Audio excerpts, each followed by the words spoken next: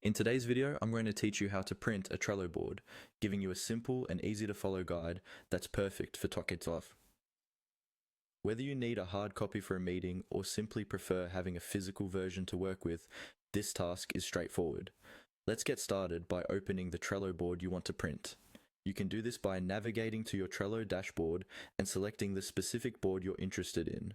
Make sure that everything is up to date and accurately reflects what you want to capture in print. Once you have your board open, the next thing you need to do is look for the three dots, also known as the More Options menu. You'll find these dots located in the upper right corner of your Trello board interface. Clicking on them will open a drop-down menu presenting several options for managing your board. As you go through this menu, you want to pay attention to an option labeled Print, Export, and Share. This choice is going to be crucial for our task today, so take a moment to find and click on it.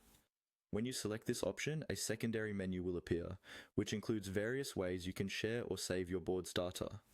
Among these options, you'll find the one we're looking for: Print.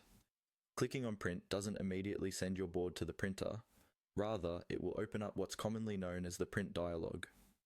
Here, you'll see a preview of how your board is going to look on paper. It's important to review this preview to ensure everything displays as you anticipated. You might want to check if all your lists and cards fit nicely on the selected paper size and adjust accordingly.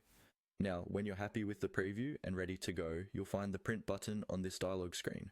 Click it and your board should start printing. Make sure your printer is connected and has sufficient paper and ink, as these are common oversights that can cause delays. And there you have it, a printed version of your Trello board that's now in your hands. This can be especially useful if you love physical planning or need to distribute your board's information in a format that's easily accessible for everyone in your team. I hope this guide has made the process of printing your Trello boards a lot clearer and more